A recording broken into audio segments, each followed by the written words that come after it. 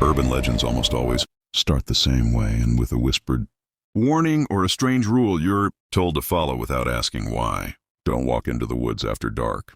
Don't say a name into the mirror. Don't stop for a crying baby by the side of the road. The Counting Man fits right into that category. His story spreads in fragments, old message boards, deleted blogs, anonymous confessions. Enough pieces to form a pattern, but never enough to give real answers.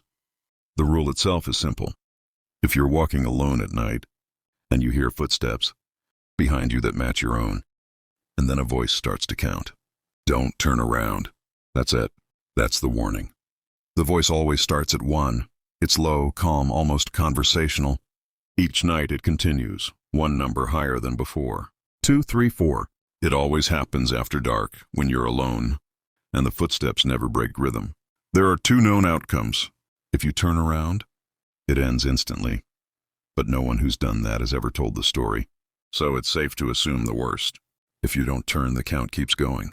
Each night, one more number, pulling you closer to 10, and that's where the stories stop. No one has ever described what happens when the Counting Man reaches 10. No one ever survives to tell it.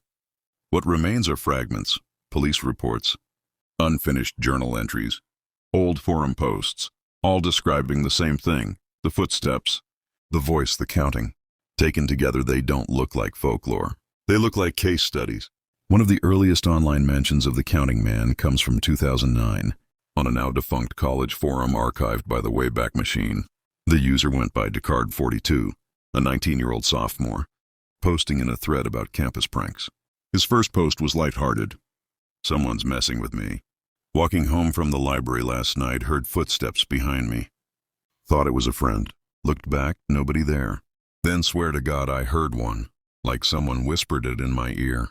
Funniest crap I've ever seen. Whoever's pulling this, you got me. Other users laughed it off. Told him it was just an echo or maybe campus security having fun. The next night he posted again. It happened again. Different street, different time. Steps right behind me, keeping pace. This time it said 2. Same voice, same tone. I'm not kidding. This isn't funny anymore. Replies turned sharper. Some accused him of trolling or starting an ARG, but his posts kept coming, one number higher each time. 3. Outside my dorm window this time. I didn't even leave the building. 4. Tried blasting music in my headphones. Still heard it louder. 5. Tried hiding. Didn't help. The thread grew long to over 60 replies. Most mocked him. A few started to sound worried as his tone shifted from joking to terrified. By 7, his messages were shorter, panicked. I'm not sleeping. Every time it comes, there's one more. It waits until I'm alone. Please tell me someone else has heard this. No one had, or at least no one admitted it. His last post, dated October 14th, 2009, read, 9, right outside my door this time. I don't think I can keep this up. And that was it. The account went silent. His email shut down. A roommate later said that Decard42 dropped out suddenly and left campus, but no transfer record exists. It's worth noting his last post came from inside his dorm room, not outside. Not walking home. That means the Counting Man doesn't need the dark streets to follow you. Once he starts counting, he goes wherever you go. Cases like Decard42's are often dismissed as stress-related. College kids staying up too late, walking home half asleep, hearing things that aren't there. Psychologists call it auditory. Pareidolia, when your brain invents patterns or sounds that don't exist. You think you hear footsteps or whispers, but it's really just your mind filling in the blanks. But that explanation doesn't quite hold up. These posts don't exist in isolation. If you dig deep enough, you'll find the same story scattered across obscure corners of the internet, old Usenet, threads from the late 90s, talking about the man who counts, a survivalist, forum warning not to let it reach 10, even an early 2000s chain email describing footsteps that matched perfectly, night after night. The details line up too neatly to be coincidence. Footsteps that sync perfectly with yours. A man's voice counting one number per night. The rule, don't turn around. And silence after 10. Folklore doesn't usually cross mediums like this. It doesn't survive from email chains to Reddit threads to Discord posts without changing, unless something real is feeding it. And that's where the unease creeps in. Because if these stories aren't random, if they're connected, then the counting man isn't a myth. He's a phenomenon. No space for anyone to be walking behind me, but the steps are still there. Nobody else reacts. Nobody hears it. I'm not safe anywhere. The scans end there.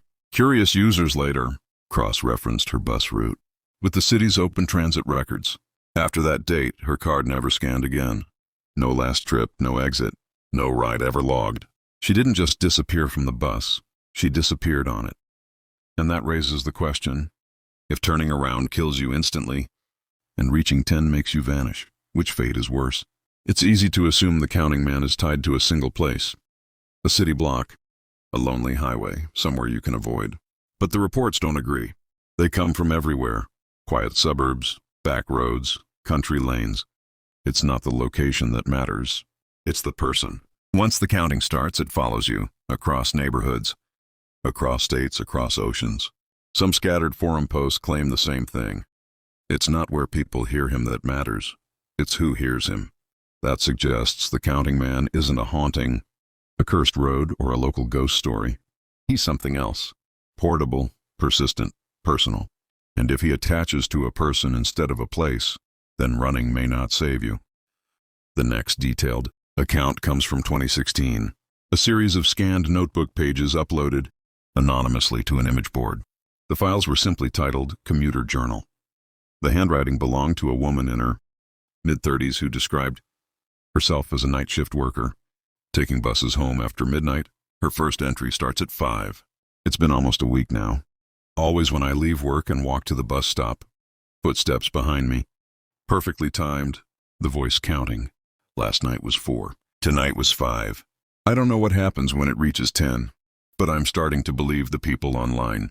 She writes about trying to test the rules, wearing earbuds, taking different routes, pausing to see if the footsteps would stop. They always did. By 7, her tone changes. It's getting closer. I can feel breath on my neck, but I won't turn. I can't. I tried using the bus window as a mirror to check. Thought maybe if I looked that way, it wouldn't count as turning around. I don't know if that was a mistake. I saw my reflection mouthing the word 7. My lips weren't moving. After that, her writing becomes frantic. She describes covering every mirror in her apartment, refusing to glance at her phone screen when it's dark. But it doesn't matter. The footsteps never stop. Her last entry, dated February 3rd, 2016, is barely legible. 9. It's with me everywhere now, not just on the street. I hear it in the break room, in the stairwell, on the bus. There's... Among the many scattered reports, one of the most talked about came from a Reddit thread in 2014. The user went by ground level. Like the others, his story began with the usual signs, footsteps, the voice, the slow, steady climb of numbers. By the time he reached 4, panic had already set in. But unlike most people, he tried something different. I ran, full sprint, no rhythm, just chaos. The footsteps behind me stumbled and the voice stopped. When it came back the next night, it started at 1 again. I think I broke it. His post blew up immediately. Dozens of users asked for details. Was it real? Had he found a way to reset the sequence? Could you break the curse just by running? For a short while, his updates gave people hope. Second night after running, still working. Back to 1. If I keep this up, maybe I can hold it off forever. But a week later, his tone changed. It's different now. It reset, yeah, but it doesn't sound the same. Louder, closer. I can feel it breathing harder. The steps don't stumble when I run anymore, and they keep pace. The next few posts showed how quickly things escalated. The voice grew more distorted each night, deeper, rougher, closer. The footsteps hit harder, like heavy boots on concrete, even when he was inside. His final reset brought him back to 1. But this time there was a new consequence.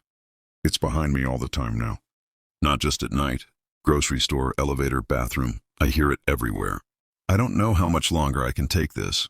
Users begged him to stop running, to let the count play out instead of making it worse. But his posts kept coming, shorter, more frantic, filled with strange details. Walls shake. My ears are bleeding. I can't reset it this time. Then silence. No more comments. No logins, nothing. His profile, once active for years, went completely dark after that final post. What stands out about his case is the pattern. Running didn't save him. It only made things worse. The count may reset, but the intensity doesn't. It builds layer by layer. That suggests something terrifying. The counting man isn't just counting nights. He's counting you. So what's worse? Letting the count reach 10, or trying to escape and becoming part of something even darker? It's tempting to think of the counting man as just another product of the digital age. A creepy internet myth passed around on message boards, wrapped in ritualistic rules and fake screenshots. But the truth runs deeper. The pattern didn't start online. The earliest traceable mention of the phenomenon comes from an Ohio newspaper published in 1891. The article, grainy and half-faded, was preserved through a university microfilm. It described a farmer's family living outside Killick, who complained about phantom footsteps circling their porch every night for 9 days. Neighbors brushed it off, said it was coyotes or trespassers. But on the 10th night, the entire family vanished. When the sheriff's deputy arrived the next morning, he found their dinner still on the table. Plates half-eaten, bread torn mid-bite. No signs of struggle, no footprints, just silence and empty chairs. The further back you look, the stranger it gets. A sailor's diary from 1743, recovered from a wreck in the North Sea, contains an entry that chills you to the bone. On the 7th night, he spoke 7. No man was behind me. I must not turn. The crew begs me. They do not hear it as I do. The diary ends there. The next pages are water-damaged beyond recovery. No mention of storms, mutiny, or shipwreck, just an abrupt stop, as if the writer simply ceased to exist. Other fragments appear throughout old folklore records. A Bavarian legend about the sailor, the counter who walks behind lonely travelers, and a letter from a 1600s missionary describing an invisible step-matcher that haunted new converts at night. Maybe they're hoaxes. Maybe they're stories twisted over centuries to fit new times. Historical anomalies are easy to misread, especially when you're already looking for patterns. But the consistency is impossible to ignore. The details never change, not like normal legends. The same sequence appears over and over. Footsteps that match your pace, a man's voice rising by 1 number each night, and the slow, inevitable climb toward 10.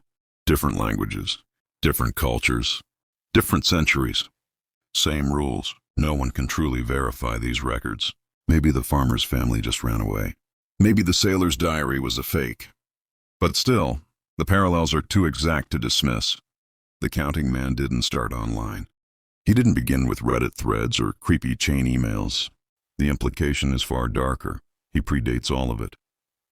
He's older than the internet, older than cities, older than memory itself. He's always been walking behind us.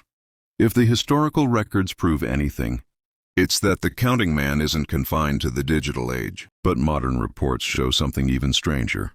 He's not tied to any one region either. Accounts come from everywhere. Posts from Brazil describe Cucante, always in Portuguese. Always the same story. Footsteps that follow. A man counting slowly toward 10. A Japanese forum in 2007 called him Kazayu Otto, the counting man, warning users never to turn around.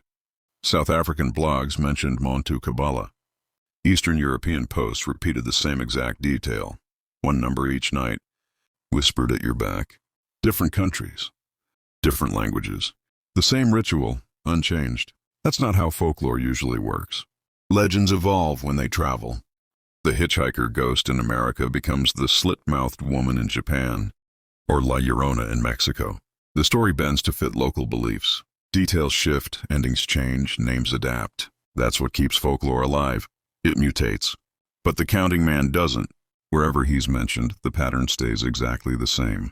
No local variations, no cultural rewrites. Just the same rules, repeated word for word. Footsteps that match your own. A voice counting 1 number per night. Don't turn. Don't reach 10. That kind of precision isn't human. It doesn't behave like a rumor or a myth. It doesn't evolve. It replicates. And that leaves 2 disturbing possibilities. Either every culture on Earth somehow invented the same story, with the same rules and the same ending, which is nearly impossible. Or the counting man isn't a story at all. He's something real, something constant, something that shows itself the same way to anyone, anywhere, no matter the language or the time period. And if that's true, there's one more question no one wants to ask. Why is the pattern appearing more often now? The recent spike started quietly. Between 2018 and 2020, forum threads mentioning counting footsteps increased by over 300% across different platforms: Reddit, 4chan, Tumblr, TikTok, even obscure Discord servers. At first it looked like another meme, maybe some viral creepypasta revival. But then something shifted. The posts stopped being jokes. People started describing real experiences, voices outside their doors, soft counting that synced perfectly with their breathing, or the faint echo of steps behind them when they walked home at night. Some users disappeared entirely after posting. Others returned days later sounding different, calmer, detached, like they weren't really there anymore. Most chilling were the audio clips, short, muffled recordings of footsteps, always in rhythm with the recorder's own. Sometimes you could hear faint breathing, sometimes a whisper, always counting, and always stopping at 9. No one's ever uploaded 10. No one's ever made it to the 10th night. In 2021, a data researcher named Darren Holt analyzed timestamps and GPS data from dozens of these posts. His report, which was briefly hosted on an MIT forum before being deleted, noted a disturbing pattern. The locations formed a path, a moving line, zigzagging across continents, each new report aligning geographically with where the last one ended, as if something was walking, night after night, crossing oceans and countries. Every new case picked up exactly where the last one left off. It was like watching a presence travel the map. And when the pattern finally reached the U.S., the reports started in Oregon, a forested hiking trail near Astoria, a Reddit user posting about footsteps matching theirs. They heard the voice count softly. 1. 3 days later, someone 2 states over, Washington, posted the same story. Then Idaho. Then Montana. Within months, the pattern spread south. Nevada, Utah, Arizona. Always west to east, always one step ahead of its last sighting. And now the latest reports come from the Midwest. That's when the fear really started to spread. Not because of the stories themselves, but because of what came next. Several users who'd uploaded first-hand accounts of the counting man began receiving direct messages from accounts with blank profiles. No names, no photos, just a single message every time. 9. They'd all reported hearing the 9th count the night before, and by the 10th day, their profiles were gone. No trace, no recovery, no archived backups. It was as if they'd been erased. There's no confirmed last victim, no proof of what happens after that 10th count. But every thread, every recording, every first-hand story ends the same way, abruptly. Some vanish mid-sentence. Some leave one final, incomplete message, and in the rare cases where someone returns, their words don't make sense anymore. They talk about dark corridors that stretch forever, about walking endlessly toward a sound they can't see, about voices whispering numbers that never stop. And always, always, that same phrase, repeated like a broken record. He was right behind me. Those who study these cases, if you can even call them that, say the counting man doesn't kill in the traditional sense. He absorbs. He takes your footsteps, your rhythm, your sense of presence, and folds it into his own pattern. That's why every new case sounds the same. It's not imitation. It's continuation. Every person who reaches 10 doesn't vanish. They just start walking behind someone else. That's why he's everywhere. That's why the story never changes. Because each time someone listens too closely, each time someone turns around to see who's following them, they become part of the ritual. The counting man doesn't chase, he adds. And the only rule that matters, the one that keeps repeating through every version, every language, every age, is simple. Don't stop walking. Don't turn around. And when you hear him reach 9, pray that he doesn't say 10, because if he does, you'll never hear footsteps behind you again. Only your own.